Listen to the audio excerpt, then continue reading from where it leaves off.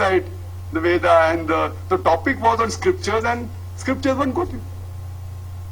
Furthermore, if you analyze, he says, after I quoted some of the scriptures, when the question was asked to me about the avatar and the Prophet of Muhammad in the Hindu scriptures, and I quoted various references, several, plenty.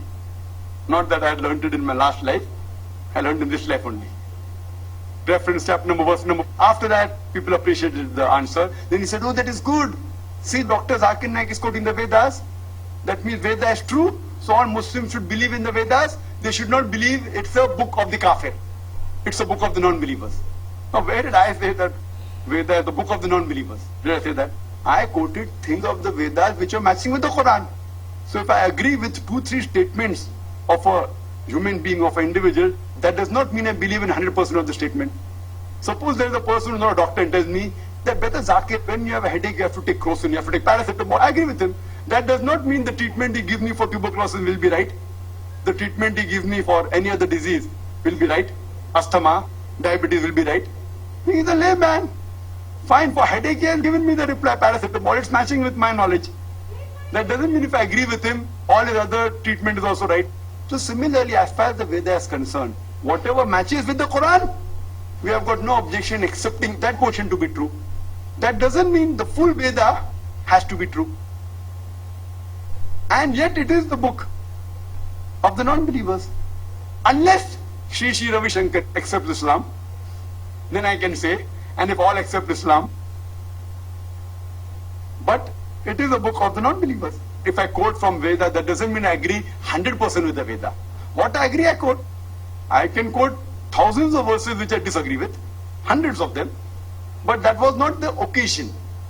The occasion was coming to common terms, so I only quoted those things which are matching with the Quran. And in most of his talks, I've heard several of his DVDs, just a few days before the talk. We have to know who you're going to speak with. And I read several of his books, not all of them. And one common example he gives, as far as religion is concerned. He says that religion is like the banana skin, and spirituality is the banana.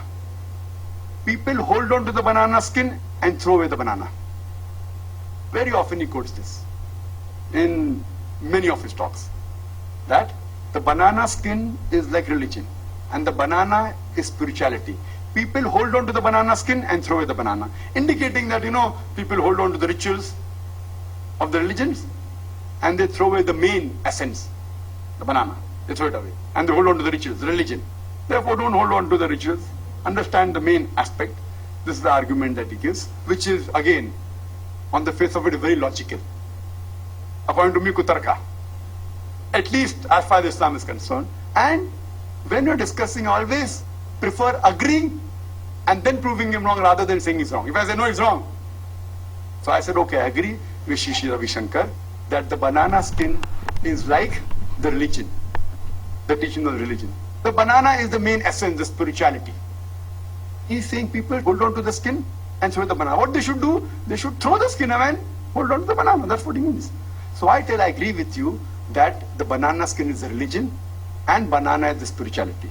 But if you remove the skin and throw away the skin before the banana is ripe and hold on to the banana will rot.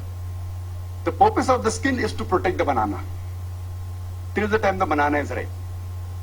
If you take out the skin of the banana before it is ripe and throw it away and hold on to the banana will rot.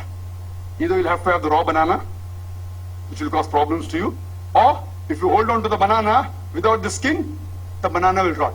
I say you have to hold on to the skin along with the banana. For the Muslims, the banana is akhirah, Jannah. So we have to hold on to the skin in this full world along with the banana.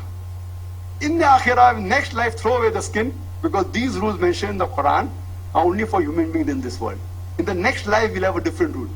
So we have to hold on. As Allah says, وَاتَصِمُوا بِحَبْلِ اللَّهِ جَمِيعًا. Hold to the rope of Allah strongly and be not divided. You have to hold on to the banana skin till the banana is ripe. That's the akhirah. So you have to hold on to the banana skin and the banana. In the year after the day of judgment, you can throw away the banana skin. Because the banana is ripe, you're in Jannah. Now the rules and regulations in Jannah is different. So if you throw away the banana skin before the banana is ripe, then you will not be able to taste the banana. Either have a raw banana or the banana will rot. And this akhirah, punarjanam, next life, is even then Hinduism, is even then Christianity, in the major world religions. My suggestion is, hold on to the skin and the banana, but see to it that the banana skin and the banana is the correct banana. Don't take a poisonous banana. Take a banana which is worth eating. Hold on to it. In the next life, when you get the real banana, akhirah, Jannah, when you reach the Jannah, you can throw away the skin. Again, kutarka. Initially kutarka, when I changed it to correct logic. I agree with his logic. I changed the illogic to logic by giving the example of akhirah.